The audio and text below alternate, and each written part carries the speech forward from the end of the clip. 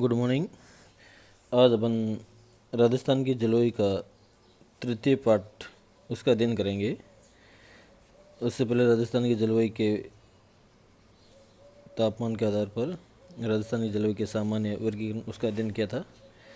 आज climate of Rajasthan. Rajasthan की जलवायु क्लाइमेट किसी भी क्षेत्र में पाई जाने वाली दीर्घकालीन मौसमी दशाओं या वायुमंडलीय दशाओं को जलवायु कहते हैं। अर्थात किसी स्थान का तापमान, वर्षा, पवन, वायुदाब आदि वायुमंडलीय दशाओं का औसत योग दीर्घकाल के लिए जलवायु कहलाता है। राजस्थान की सामान्य रूप से जलवायु उष्ण व शुष्क है। जलवायु का निर्धारण उस क्षेत्र के तापमान, वायुमंडलीय दाब, आर्द्रता, वर्षण, पवन की गति व दिशा के आंकड़ों के 30 वर्षीय औसत के आधार पर किया जाता है। हाँ, ये समझना ज़रूरी है कि मौसम व जलवायु में क्या डिफरेंस है।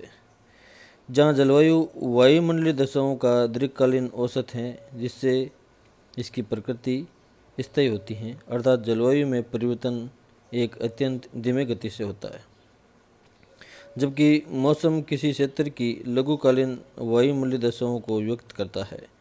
मौसम को वायुमंडलीय दशाओं को घंटों, दैनिक, कुछ दिनों या साप्ताहिक स्थिति के रूप में भी व्यक्त करते हैं, जैसे कि डेली वेदर रिपोर्ट, जिसमें दिन के अधिकतम व न्यूनतम तापमान, वायुदाब की मात्रा, वर्षा की मात्रा, पवन की गति व दिशा बताई जाती है।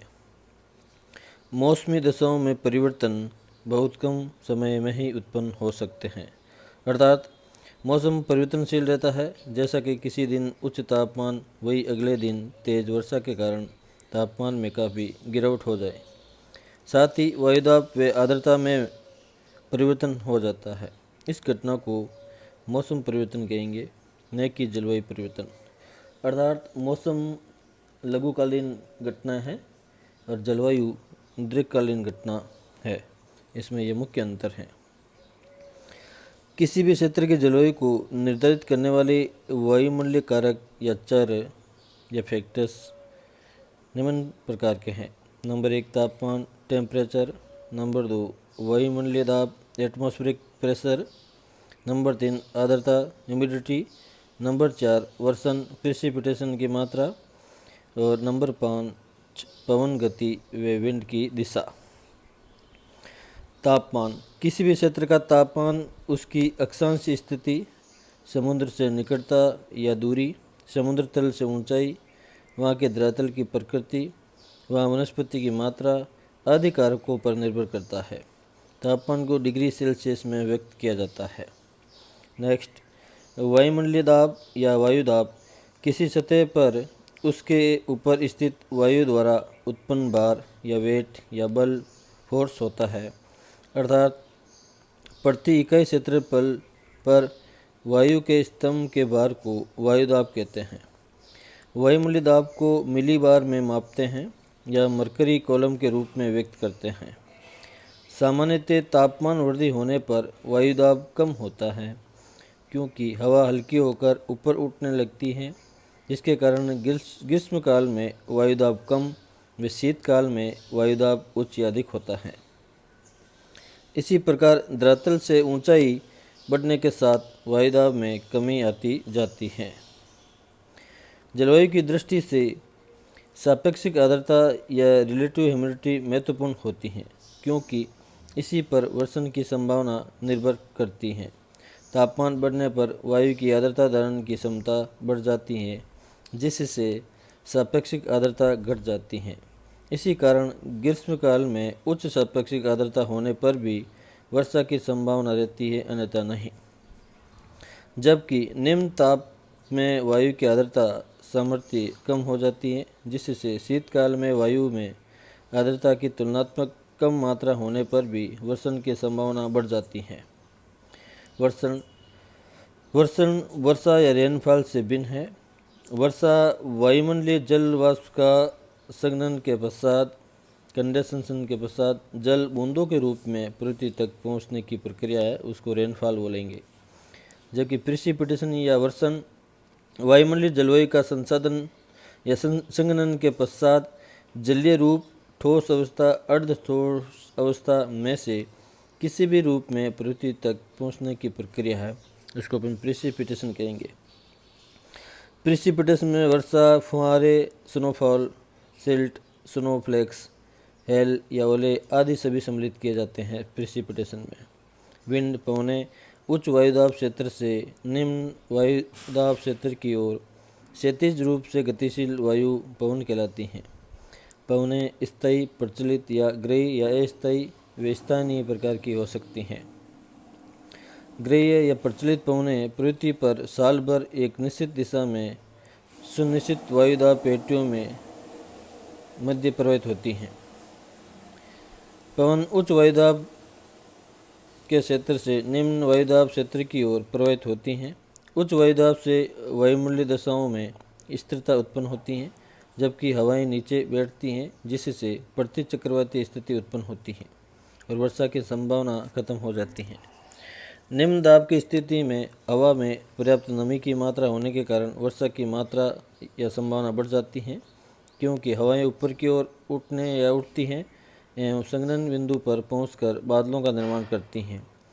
वायुमंडल में उपस्थित जल वाष्प, वाटर वेपर की मात्रा आर्द्रता कहलाती है।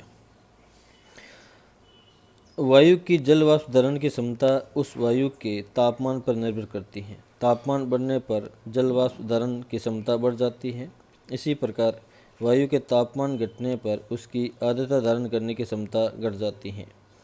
वायुमंडलीय आर्द्रता को निरपेक्ष आर्द्रता, एब्सोल्यूट ह्यूमिडिटी, विशिष्ट आर्द्रता, स्पेसिफिक ह्यूमिडिटी और सापेक्षिक आर्द्रता, रिलेटिव ह्यूमिडिटी के रूप में व्यक्त करते हैं।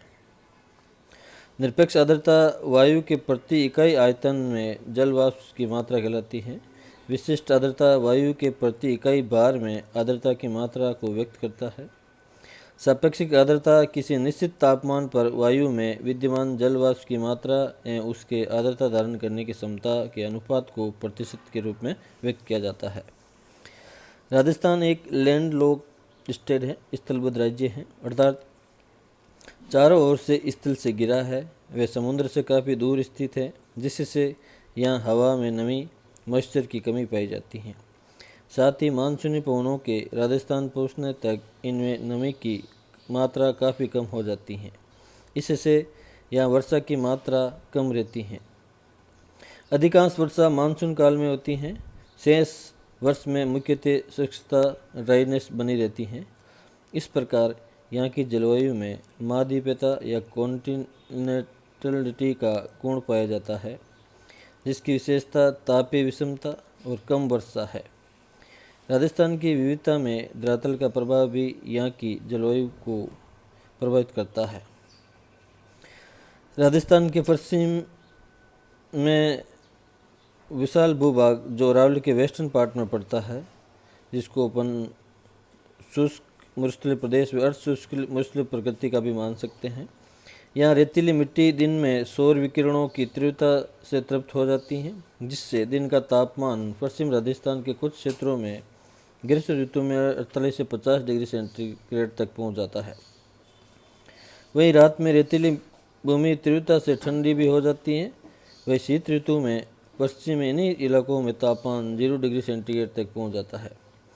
धरातल पर नमी के जमने से पाला पड़ता है, जिससे फसलों को नुकसान भी होता है।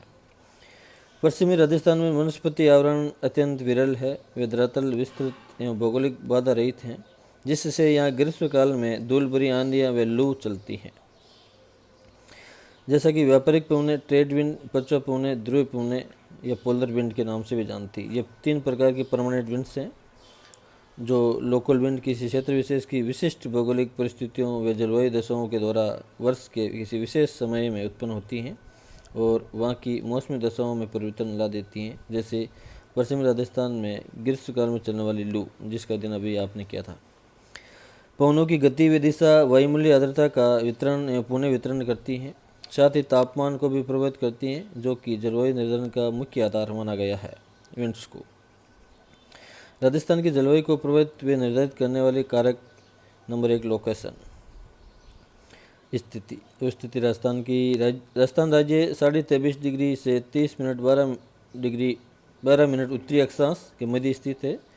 23 डिग्री 3 मिनट उत्तरी अक्षांश रेखा या कर्क रेखा ट्रॉपिक ऑफ कैंसर इसके दक्षिण भाग से गुजरती है। अतः स्पष्ट है कि राजस्थान उपोष्ण सब ट्रॉपिकल जोन में स्थित है, जिसका प्रभाव राजस्थान की जलवायु पर स्पष्ट रूप से दिखाई देता है।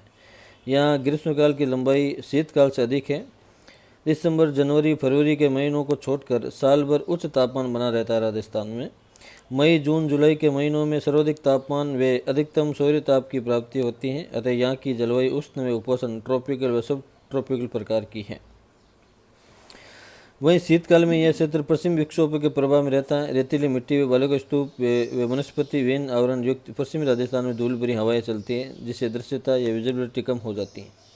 साथ ही मई, जून के महीनों में पश्चिमी दिशा से उष्ण व शुष्क पवनें लू प्रभावित होती हैं, जिससे यहाँ का तापमान बढ़ जाता है और आर्द्रता में कमी आ जाती है। शीतकाल में भूमध्य सागर से आने वाली वेस्टर्न डिस्टर्बेंस या पश्चिमी विक्षोभों के कारण पश्चिमी और उत्तर पश्चिमी राजस्थान में तापमान में कमी आ जाती है और कुछ मात्रा में वर्षा की प्राप्ति होती है, जिसे माउट के नाम से जानते हैं। हाड़ौती पठार क्षेत्र बालू के पत्थरों से निर्मित पथरीला व चट्टानी पठार है, जिससे यह भूभाग भी ग्रीष्मकाल में तृप्त रहता है और यहाँ की ग्रीष्मकालीन उच्च तापमान पाया जाता है। अरावली पर्वत श्रृंखला विश्व की प्राचीन बलित पर्वतों में से एक है। यह पर्वत अब अवशिष्ट अवस्था में है। इसकी ऊंचाई काफ़ी कम हो गई है। इनसे अप्रदन काफ़ी होने के कारण कट फट गई है। अरावली पर्वत श्रृंखला राजस्थान में उत्तर पूर्व से दक्षिण पश्चिम दिशा में विकर्ण या कणवत रूप में फैली हुई है। अरावली पर्वत श्रृंखला की दिशा व कम ऊंचाई दक्षिणी पश्चिमी मानसून पवनों के मार्ग में बाधा उत्पन्न नहीं कर पाती हैं, जिससे कि मानसूनी वर्षा की दृष्टि से पर्वत श्रृंखला होना कि उतना लाभ राजस्थान को नहीं होता है जितना होना चाहिए। हालांकि दक्षिण राजस्थान की दक्षिणी अरावली की ऊंचाई तुलनात्मक रूप से अधिक है और यहाँ अरब सागरी मानसूनी शाखा सीधी टकराती है, जिससे राजस्थान के दक्षिण जिलों में अधिक वर्षा देखने को मिलती है। डूंगरपुर, बांसवाड़ा, झालावाड़, कोटा, बूंदी, बारा जैसे। समुद्र तल ऊंचाई बढ़ने के साथ साथ तापमान में कमी आती जाती है। अरावली श्रृंखला व हाड़ौती क्षेत्रों को छोड़कर राजस्थान के अधिकांश भाग समुद्र तल से 300 से 350 मीटर ऊंचे हैं, जिससे यहाँ ग्रीष्मकाल में तापमान ऊंचा बना रहता है।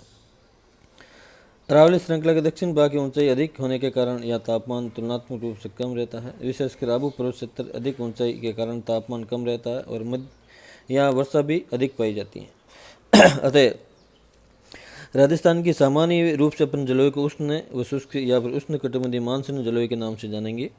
अक्षांश के आधार पर या तापमान कटिबंध के आधार पर राजस्थान में दो प्रकार की जलवायु पाई जाती है। कर्क रेखा व उसके आसपास उष्ण कटिबंधीय जलवायु पाई जाएगी।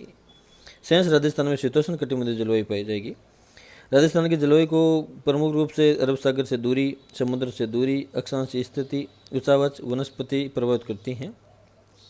राजस्थान की जलवायु की मुख्य विशेषता नंबर 1 है अनियमित, अपर्याप्त, अनिश्चित वर्षा। नंबर 2 औसत वार्षिक वर्षा 57.5 सेंटीमीटर होती है। ग्रीष्मकाल के दौरान धूल भरी आंधियाँ, लू का चलना यहाँ की प्रमुख विशेषता मानी गई है। नंबर 4 राजस्थान के मानचित्र में दक्षिण पूर्वी दिशा से उत्तर पश्चिम दिशा की ओर जाने पर वर्षा की मात्रा में कमी आती है। नंबर 5 अपेक्षाकृत दक्षिण पूर्वी राजस्थान में सर्वाधिक वर्षा और पश्चिम राजस्थान में सबसे कम वर्षा लगभग 25 सेंटीमीटर से कम होती है। यह वेस्टर्न राजस्थान भारत का सबसे कम वर्षा वाला प्रदेश माना गया है। जैसलमेर में 5 सेंटीमीटर से भी कम रेनफॉल होती है। ग्रीष्मकाल में अधिकतम तापमान व सर्दियों में न्यूनतम तापमान पश्चिम राजस्थान की मुख्य विशेषता मानी गई है। वेस्टर्न राजस्थान में दैनिक तापमान सर्वाधिक होता है। इस प्रकार से राजस्थान की जलवायु है वो विभिन्न प्रकार के घटकों से प्रभावित होती है। Thanks for watching.